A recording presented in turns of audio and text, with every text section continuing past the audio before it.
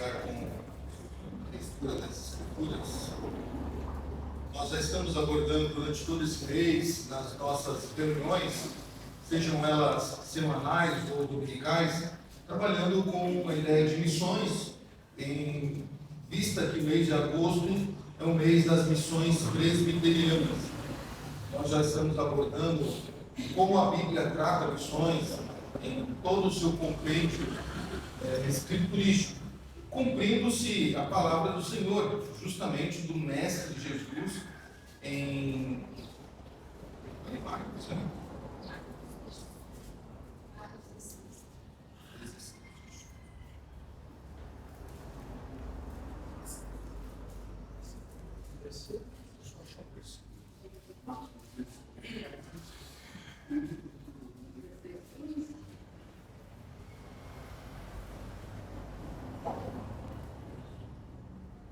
Então, no versículo 14 em diante, o Senhor traz uma ordem aos seus discípulos. Primeiro aqui no versículo 12, ele então pede para que os discípulos caminhem de dois em dois, fazendo obras de dois em dois, e então, no versículo 14, diz assim a palavra do Senhor. Finalmente apareceu Jesus aos 11, quando estavam à mesa, e censurou-lhes a incredulidade e dureza do coração, porque não deram crédito aos que tinham visto já ressuscitado. E disse-lhes: Ide por todo o mundo e pregai o Evangelho a toda criatura. Quem crer e for batizado será salvo, quem não crer será condenado.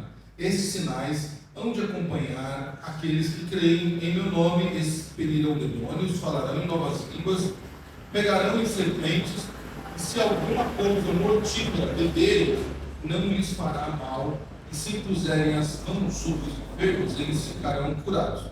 Então aqui o Senhor ordena aos seus discípulos a evangelização, o anúncio das boas novas.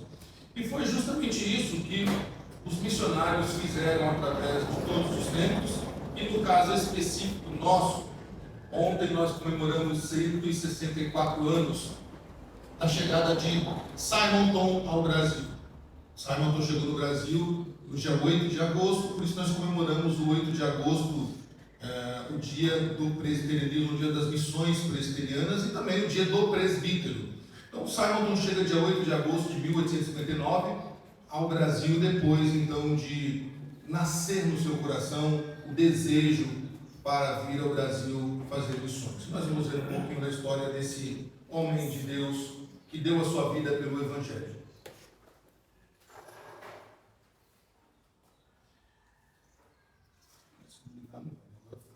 Bom, muitos, principalmente a nova safra de presbiteriano, se a gente coloca a foto do Simonton ali sozinho, sem nenhuma inscrição, as pessoas, muitos da nova safra não vão saber quem foi Simonton, Alexandre Blackford, Mackenzie e outros grandes nomes do presbiterianismo do primeiro século.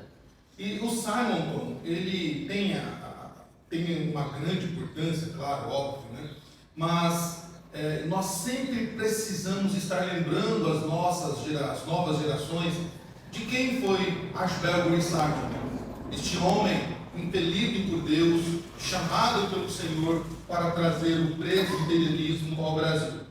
Simonton, então, ele chega na Baía de Guanabara no dia 8 de agosto de 1859, como eu disse, para trabalhar um pequeno tempo, mas de grandes realizações.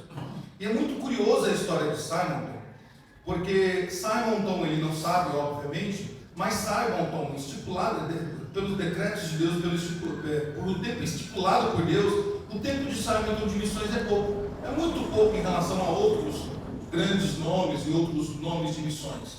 É muito pouco tempo que Simonton vai viver, mas a obra que Deus vai fazer através das mãos de Simonton é gigante.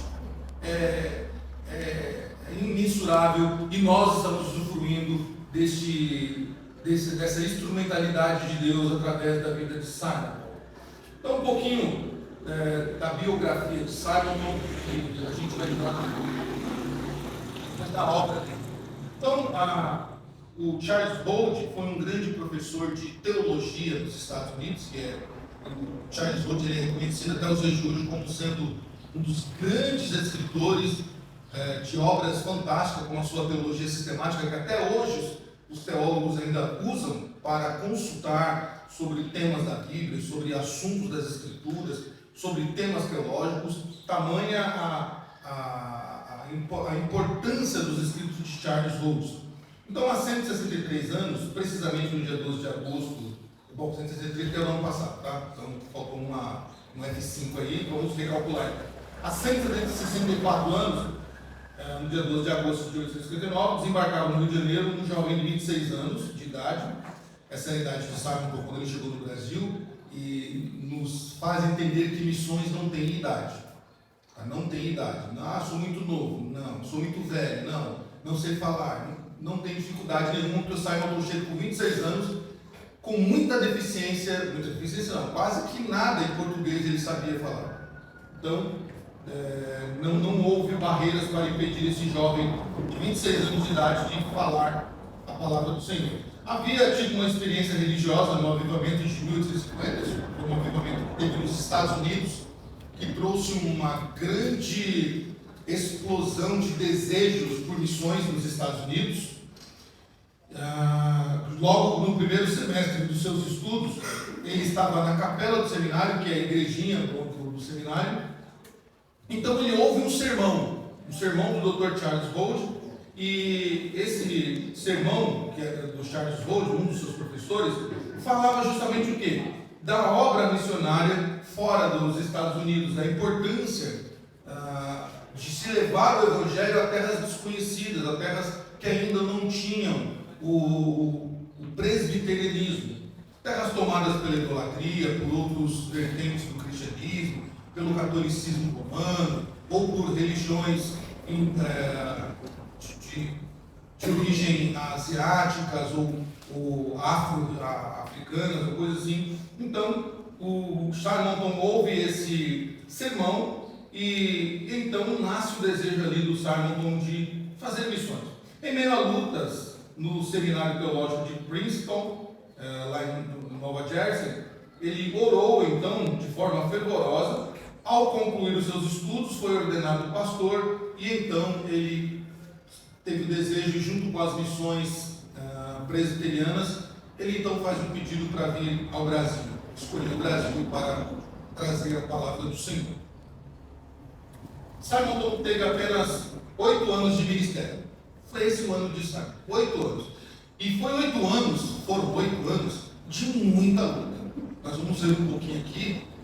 Simon, ele tinha todos os requisitos para desistir das missões logo quando ele chega no Brasil. As dificuldades, as percas, a adaptação. Mas esse homem, durante 8 anos de ministério aqui nas terras brasileiras, foram suficientes para Simon fazer aquilo da qual o Senhor queria que ele fizesse.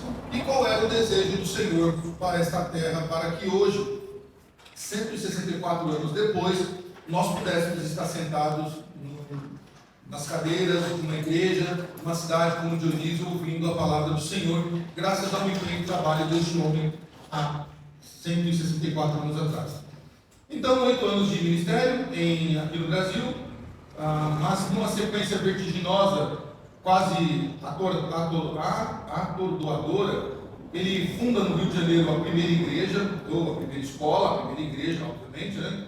Um jornal, um seminário, um presbitério, uma grande denominação que é a IPB, e ainda escreveu uma série de sermões e poesias em português, e que mais tarde foram compilados em um livro. Então, Simon, em 8 anos, ele escreveu livros, poesias, ele abriu uma igreja, constituiu uma igreja que até hoje está lá no Rio de Janeiro, uma escola dominical que era muito forte, sempre foi forte nas igrejas presbiterianas, um presbitério e um jornal de circulação para que o povo de Deus pudesse ter informações pertinentes à sua fé, às obras missionárias.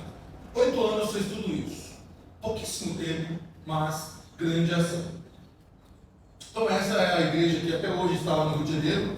Se você um dia for lá no Rio de Janeiro, a capital, você vai ver a primeira igreja presbiteriana do Rio de Janeiro, a catedral, onde hoje é pastoreada pelo reverendo Guilhermino Cunha, que já foi presidente do Supremo Conselho. está lá até hoje. Essa bela igreja foi a primeira. E em São Paulo, a primeira fica na rua Líbero Badaró, aí no centro de São Paulo, a igreja também bem aconchegante.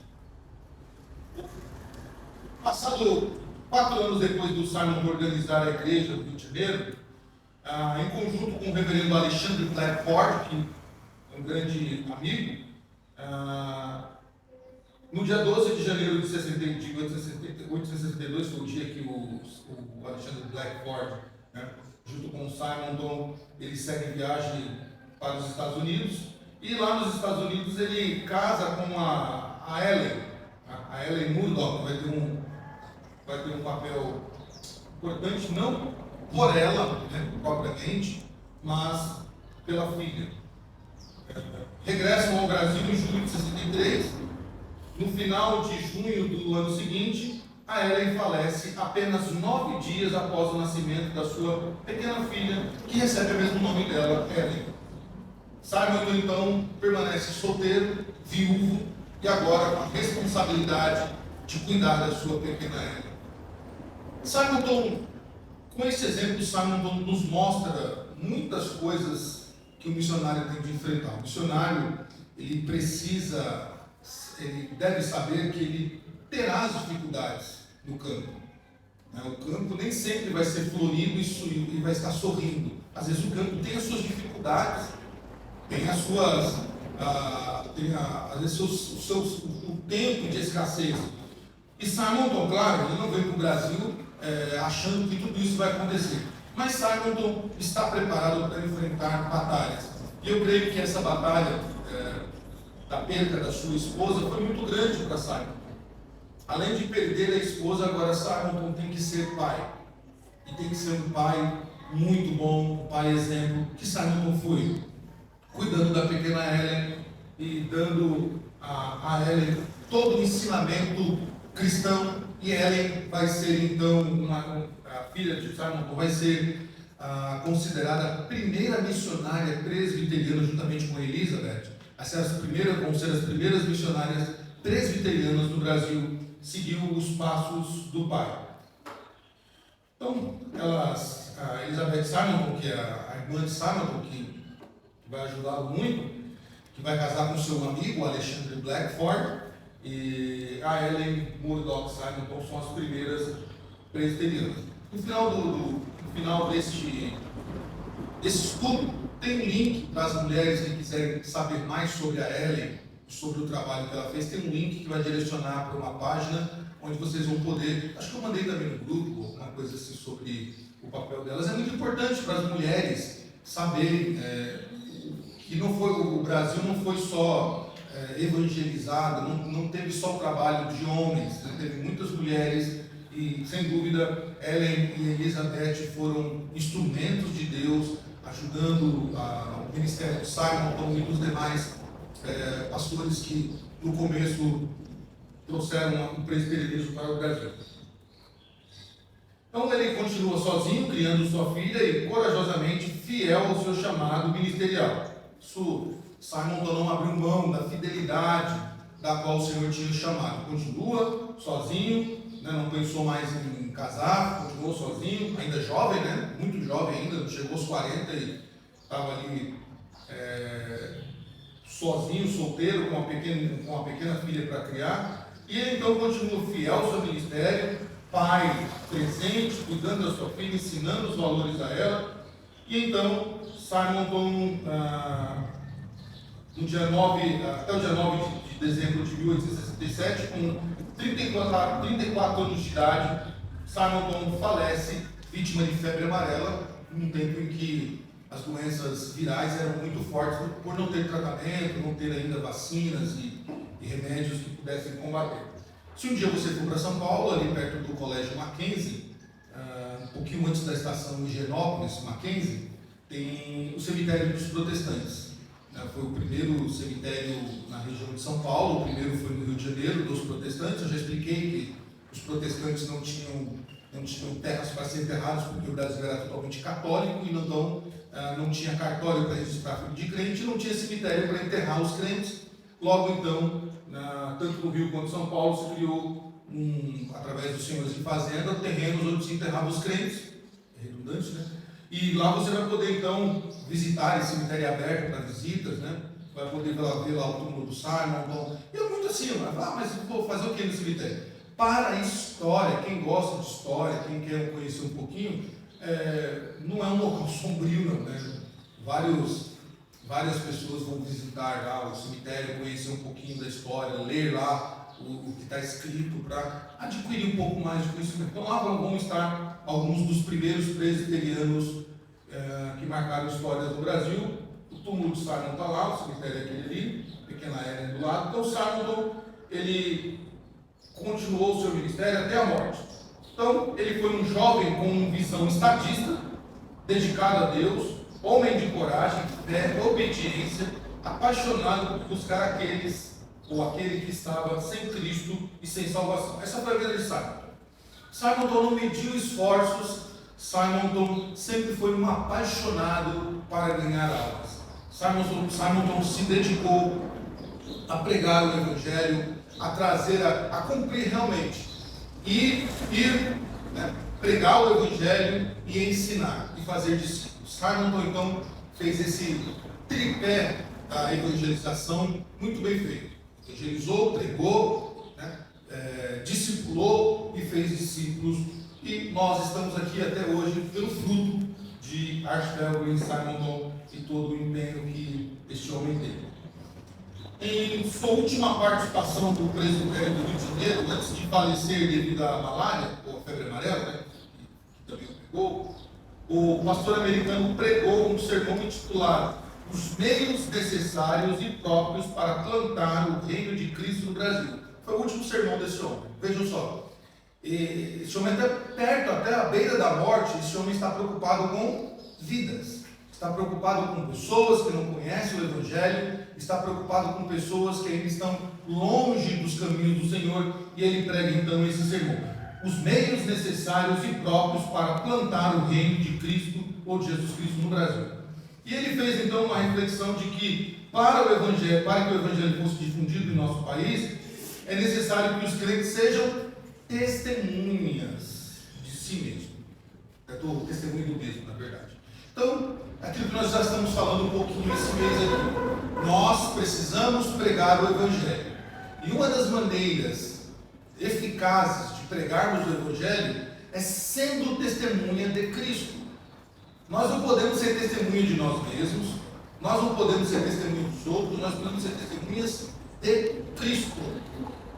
Testemunhas de testemunhar o Evangelho. Então Simon diz, o meio eficaz e necessário para que o Evangelho seja difundido nesse país, ou seja, seja expandido nesse país, é quando cada crente seja um testemunho de Cristo. Quando nós entendemos o nosso papel, a nossa missão em solos brasileiros, aí com certeza nós influenciaremos as pessoas. Com certeza a nossa vida será uma vida de pregação. Em primeiro lugar, a boa e santa vida de todo crente é uma pregação do Evangelho.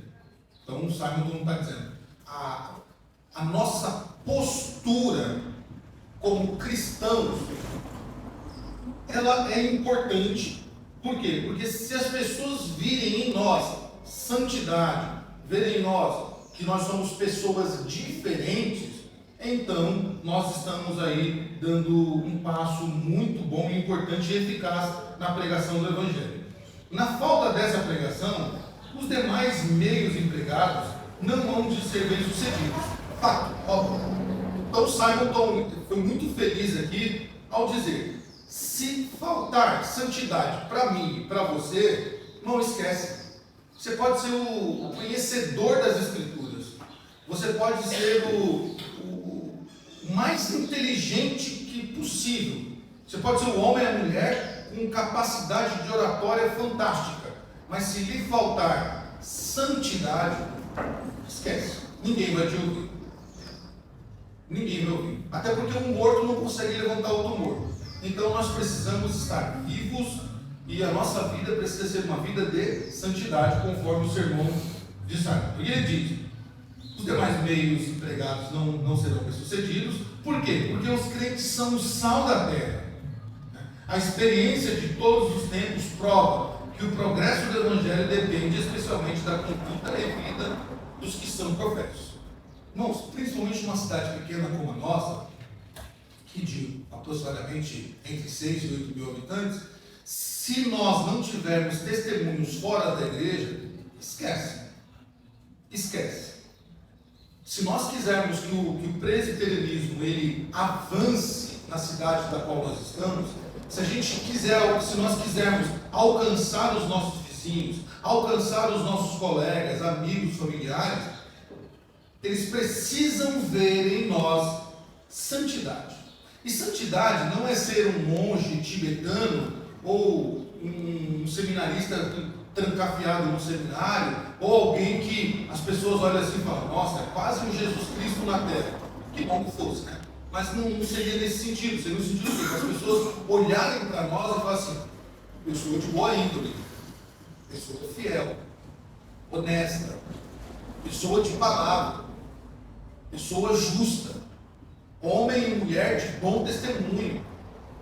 Numa cidade como a nossa, qualquer escorregão de uma pessoa, ela fica mal vista na cidade inteira. Eu estava conversando com algumas pessoas enquanto as pizzas estavam sendo feitas, eu pude conversar com algumas pessoas, e, irmãos, eu fiquei muito feliz com a conversa que eu tive com as pessoas aqui, porque, graças a Deus, todos eles falavam bem da nossa igreja, falavam bem das pessoas da nossa igreja. O fulano, vou falar para vocês não ficarem vaidosos, tá? O fulano congrega aqui, né? Gente boa, tá? Gosto muito. A fulana de tal congrega aqui, né? Assim, minha vizinha, gente boa pra caramba, tudo assim, tal. Então, os elogios eram muito bons, o testemunho era muito bom, e isso é louvável. Por quê? Porque essas pessoas, elas estão nos observando, já estão dando testemunho de nós, e Deus vai trabalhar no coração delas para que no devido tempo que Deus estipulou, essas pessoas possam dizer para vocês que tem culto hoje, eu quero ir no culto com vocês. Isso vai acontecer. O primeiro passo está sendo dado. Nós estamos pregando o Evangelho com a nossa vida. O nosso testemunho está sendo pregado todos os dias, e talvez você não percebeu isso, mas avisando, vocês já estão pregando o Evangelho. Pelo que eu vi ontem aqui, nós vamos em breve alcançar louros, né? Vamos alcançar aí os frutos necessários para a qual Deus estipulou para essa igreja, porque já está sendo plantado o Evangelho no coração dessas pessoas pela nossa vida. E nós vamos para o segundo passo, muito em breve já, nós estamos nos preparando para isso. Então, Simon Tom, ele dizia: se nós somos o sal, e nós somos o sal da terra, e luz do mundo, então o sal precisa fazer o quê? Dar sabor. Essa semana eu coloquei, acho que eu esqueci de colocar sal numa coisa, meu irmão, eu tive que comer porque eu ia jogar fora. Mas é ruim demais. E mesmo que você tenta depois colocar, não é a mesma coisa. Se não for colocado na hora, é ruim. Então, o sal é para dar sabor, a luz é para clarear. Então, nós precisamos fazer isso. E o Simon Tom, ele foi muito feliz no seu sermão, no seu último sermão, ao dizer isso. Então, ele diz, finaliza assim, né? O Evangelho depende especialmente da conduta e da vida dos que são professos. Simples. E que Deus, então, nos capacite a continuar essa obra de propagação do Evangelho no Brasil. Simon Tom ainda disse essa frase que é muito interessante, né? Perto da sua morte, então esse homem, já sabendo que a doença tinha retomado, e que ele, nos seus 8 anos de empenho missionário no Brasil, ele tinha feito tudo o que ele podia. Claro, penso eu, né? Simon Tom gostaria de fazer muito mais. E se você quiser conhecer um pouco mais da história de Simon Tom, este livro, Diário de Simon Tom, meus irmãos, é fantástico. Você precisa ler, você precisa conhecer a história de Simon Tom. Nesse livro, que precisa ser emprestado, devolvendo o inteiro, eu empresto, tá? É muito bom você conhecer a história de Simon, tá? Precisa conhecer.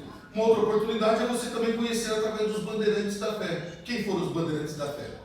Nesse livro fala quem foram os homens que trabalharam árduo e com muito afinco no Brasil, levando o Evangelho. E esses homens, perto da morte, assim como Simon, nesta frase, Simon diz: amanhã, quando eu acordar, Deus estará comigo. E se caso eu não acordar, eu estarei com ele. O que Simon está dizendo? Todo dia quando eu acordo, boa notícia, Deus está comigo. E isso, quando eu li essa frase, eu pensei, né? Muitas vezes a gente acorda com mau humor, né? Com mau humor daqueles gigantes, né? Desse, que droga, o relógio despertou, queria dormir mais, já começa a reclamar, já tem que trabalhar, tem que ir para a escola, tem que fazer não sei o que, abrir um comércio. E a gente não para pensar que ao abrir os olhos, Deus está conosco. Deus está conosco. A presença de Deus é real na nossa vida. E se nós não entendermos isso, então nós não poderemos compartilhar o Evangelho com ninguém. Absolutamente ninguém. Pensa só comigo aqui, meus irmãos, vocês que convivem em família, e eu estou falando em família agora literal mesmo. Você acorda lá, teus filhos ou os pais, que ainda não são crentes, principalmente os filhos que estão aprendendo, já acorda você vendo você de mau humor, reclamando. Né? Reclamando. Qual é a mensagem que está passando? Está passando que a vida é pesada, que a vida é árdua, que não tem felicidade nesta vida. Você já está transmitindo uma outra coisa que não é evangelho. Ao passo que se você acordar feliz, acordar assim, já convidando, né, as pessoas a olharem para você e ver a sua felicidade por estar com Jesus, então você estará comunicando a essas pessoas, dizendo assim: olha, a vida dessa pessoa continua mesmo, tem lá as suas dificuldades, as suas dívidas, o seu compromisso com o trabalho, com a escola, com não sei o quê, mas essa pessoa está sempre alegre com Cristo. E isso faz diferença. Por quê? Porque se nós tivermos uma vida assim, então a segunda parte de Simon se cumprirá para nós também. Nós saberemos que o dia que nossos olhos não abrirem, então nós estaremos com Cristo definitivamente na glória. Eu acho muito interessante esse pensamento de Simon. Muito do caráter e do compromisso de Simon com Deus está nesse livro também, que é um livro bem interessante, que ele vai falar das inspirações de Simon, do seu pensamento teológico, né, que foi bastante trechos também desse diário que Simon foi tirado e foi feito esse livro, né, e algumas frases são muito interessantes. Vamos analisar algumas delas para vocês entenderem quem era o Simon sobre missões. Olha o que Simon escreve nesse livro: se o campo é o mundo, então todas as esferas precisam ser ocupadas, e a recusa de alguns em ir aos lugares menos promissores somente torna este dever mais imperativo para outros. Vou resumir. Simon está dizendo assim: se o campo a qual Deus quer salvar pessoas é o mundo, se esse é o campo, então quando alguém se recusa a ir para algum lugar, né, que não seja famoso, que não seja de interesse da pessoa, então esta pessoa torna esse dever mais imperativo para os outros. Ou seja, se nós não quisermos atender o chamado de Deus para um lugar específico, então esta ordem vai ser para outros mais imperativa. Ou seja, Deus vai levantar pessoas para irem, porque nós não queremos ir. Tá? Simon ele tem essa ideia de que missões devem ser feitas porque é uma ordem, é um imperativo. O imperativo é uma ordem. Né? Toda vez que você usa o imperativo, você está ordenando: venha cá, é o imperativo. Faça isso, é o imperativo. Vá para lá, é o imperativo. Você não está dando opção, você está ordenando. Ainda nesse livro, Simon diz assim: sinto fortemente que preciso ter um conhecimento mais claro de Cristo e um senso perceptível da sua presença e amor. Ser missionário sem ter amor fervoroso por Cristo e zelo pelas almas é mau negócio. Devo renovar minha consagração. Isso é é muito forte esse pensamento de Simon, né? Alguém que não se acomoda pelo conhecimento que primeiro ponto. Irmãos, nós nunca podemos nos acostumar porque nós já sabemos alguma coisa. Né? Nós nunca podemos nos acostumar. Nós nunca podemos, mas eu já estudei teologia, já me formei, já estudei escola dominical desde... Continue querendo mais. Conheçamos e prossigamos em conhecer o Senhor. É o que diz as Escrituras em Oséias. Então, nós precisamos conhecer mais. Por quê? Porque isso vai fazer com que a gente tenha um olhar mais amoroso para as missões e para as almas, como nós dissemos na quinta-feira. Quando nós olhamos para o campo, nós não olhamos o quê? As atitudes das pessoas, nós olhamos para o quê? Nós não olhamos para a atitude, nós falamos quinta-feira isso. Quando nós vamos para o campo, nós não olhamos para as atitudes das pessoas, nós olhamos para a necessidade de Deus. Necessidade, mas olhamos para algo mais específico. Quinta-feira eu falei. Jonas, lembra Jonas? Jonas foge de uma ordem de Deus. Por que Jonas foge? Não, ele fugiu porque sabia que Deus ia perdoar ele. Porque sabia que Deus ia perdoar ele. Então, logo, Jonas ele olha mais para o pecado dos ninivitas do que? Você falou, o amor de Deus pelas pessoas. Então nós não podemos olhar para o campo e falar o pecado das pessoas. Temos que ter amor pelas pessoas, amor pelas vidas. Né? Amor por essas pessoas que sofrem, que padecem no pecado. Ainda no livro Simon diz, o fim principal do pregador deve ser conduzir seu auditório aos pés de Jesus. Isso vale muito, muito para os dias de hoje, quando muitos pregadores querem fazer o quê? Trazer as pessoas aos seus pés, para depois receber elogios e receber mais convites e receber mais likes nas redes sociais. O pregador deve conduzir a pessoa a Cristo. Se em qualquer momento da estadia de uma igreja, isso vale para mim, vale para qualquer líder de igreja, se ao final de um culto as pessoas disserem assim, nossa, como fulano é maravilhoso, prega bem, que oratória, que inteligência, que coisa fantástica. Irmãos, erramos o alvo. Se você não voltar para casa mais apaixonado por Jesus, se você não voltar para casa mais, um coração mais fervendo de amor por Cristo, pela obra redentora na cruz e pelas almas, então o pregador errou e errou feio.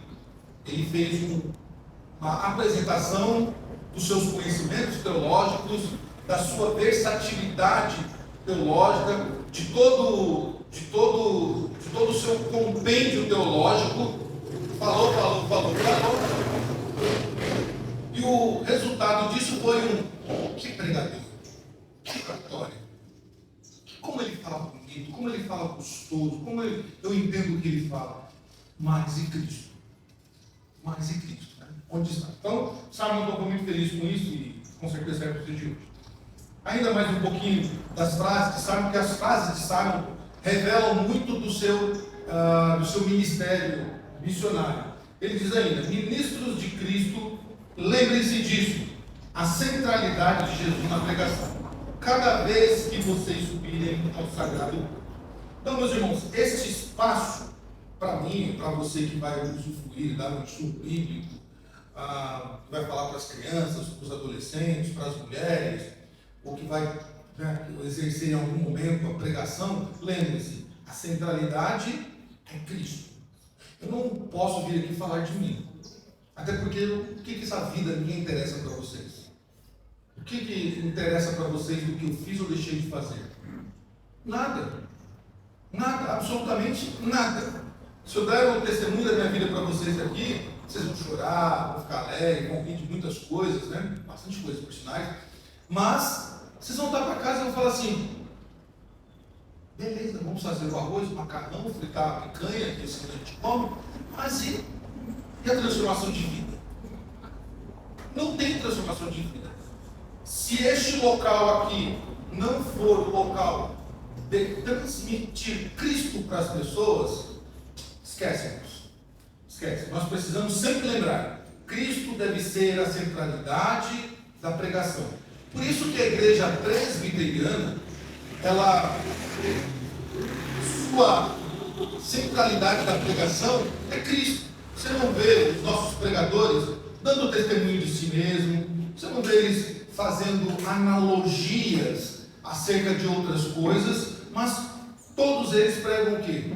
Centralidade, Cristo. Cristo precisa ser pregado. Ainda um pouquinho mais de Simon, ele diz: é preciso ser muito ignorante para se poder negar este fato fundamental da fé cristã, que nosso Senhor realmente padeceu a pena que estávamos sujeitos. Então, o Simon ele tem essa ideia, e como todo bom missionário e pregador, de que uma pessoa que não, como pregador ou um missionário, que ele não entende, realmente não transmite para as pessoas que Jesus Cristo padeceu, pagou a pena em nosso lugar, então ele vai falar de outras coisas, vai falar de historinhas, vai contar coisas engraçadas, vai fazer stand-up, vai fazer um monte de coisa, mas aí não vai transmitir: olha, Cristo morreu no seu lugar. E é isso que nós precisamos aprender todas as vezes que viemos para a igreja. Cristo morreu em meu lugar, então eu preciso me mover, eu preciso dar aquele lugar, eu preciso então ser grato ao meu Senhor. Uma vez que Cristo morreu por mim, pagou a minha pena e me deu liberdade, então eu preciso ser grato a Deus com uma vida santa, digna, justa e piedosa para com o meu Senhor, pregando o Evangelho. É admirável, ele diz, é admirável, eu mesmo confesso, parece incrível, mas é fato que a ira de Deus merecida por nós foi descarregada sobre a cabeça da nossa vítima. Daqui resulta com toda a evidência a completa absolvição do mais vil pecador que se une a Cristo pela fé. Simon fala dessa importância de entendermos que a ira de Deus que era para ser derramada sobre nós, foi derramada sobre Cristo. Cristo foi o Cordeiro de Deus que levou sobre si a ira de Deus, que levou sobre si a ira que nos era merecida, que era para ser sobre nós, da qual nós certamente, com certeza, não aguentaríamos. Ele levou sobre nós, então Simon tem isso muito ideia, tem isso em mente no seu ministério, passar isso ao seu povo. Então, as 3 fases de Simon está no seu diário também, o diário dele começa lá nos Estados Unidos, ele vai narrando toda a sua vida em Princeton, em New Jersey, em Baltimore e outras cidades, até chegar em 1855, quando ele então decidiu no seu coração estudar e fazer missões e vir ao Brasil. Então, a primeira fase é antes da partida para o Brasil. Então, Simon diz lá, eu vou só, a ti, ó Deus, entrego os meus caminhos, na confiança de que tu dirigirás acertadamente meus passos. Então, Simon ele está vindo para o Brasil e ele está dizendo: estou indo só, mas com a confiança, com a certeza de que o Senhor é comigo, e de que o Senhor vai dirigir os meus passos certamente. E isso, meus irmãos, deve ser a nossa ideia. Deve ser a nossa ideia. Nós não podemos titubear quando Deus nos manda para qualquer lugar. Para qualquer lugar. Nós precisamos, é lá que Deus me quer? É lá que nós vamos. Deus me colocou neste local, tem um propósito. Nós devemos ter isso em mente. Se Deus te colocou em um local ali, tem um propósito de Deus. Tem algo que Deus quer fazer através de você naquele local. Simon tem essa ideia e ele diz que nós não ficaremos sozinhos. Certamente não. Após 6 meses no Brasil, ainda aprendendo a língua portuguesa, imagina, Simon vem, ainda com a dificuldade da língua, ele diz: considero-me feliz, mas muito mais do que esperava. Sinto-me feliz em deixar com ele o futuro. Gostaria de ser capaz de perceber a graça de Deus em todas as coisas, tanto nas pequenas como nas grandes, para ser capaz de realizar tudo com referência consciente à sua glória. Esse é o coração do homem que está 6 meses no Brasil, apaixonado por esse país, com a esperança e com o desejo de fazer muito mais pelo Brasil, para que a fé presbiteriana avance e atinja todo o país. Após o casamento, Simon então, na sua terceira fase, ele diz: estou de volta ao meu pasto. Agora casado, e aí continua, e destinado logo a ser pai. Sinto-me feliz quando se pode esperar neste mundo.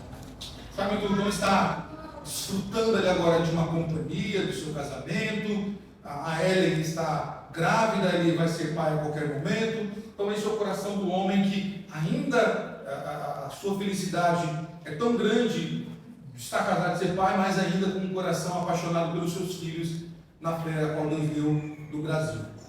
Esse é o homem apaixonado por missões. São dois livros que recentemente o Mackenzie lançou aquele outro livro da esquerda ali, né? O Simon com Uma Vida de Fé. Esse livro é novo ainda, eu não tinha conhecimento dele, mas eu dei uma olhada, é muito bom livro, óbvio, né? Lançado pelo Mackenzie, muito bom livro. Vale a pena também adquirir, é um preço legal. Isso, inclusive, para quem quiser comprar livro, essa semana a Cultura Cristã está com promoções de até 60% aí de desconto de livros, né? Então quem gosta de ler físico, e-books, aproveitem. E esse livro lá está em promoção, vai falar um pouquinho da obra de Simon, muito boa, por sinal. Então, o material de apoio tem aí depois para vocês clicarem, conhecerem um pouquinho mais, por exemplo, das mulheres, da qual eu falei, né? Um pouquinho do cemitério protestante, por que foi feito, quando foi feito, quem está sepultado lá.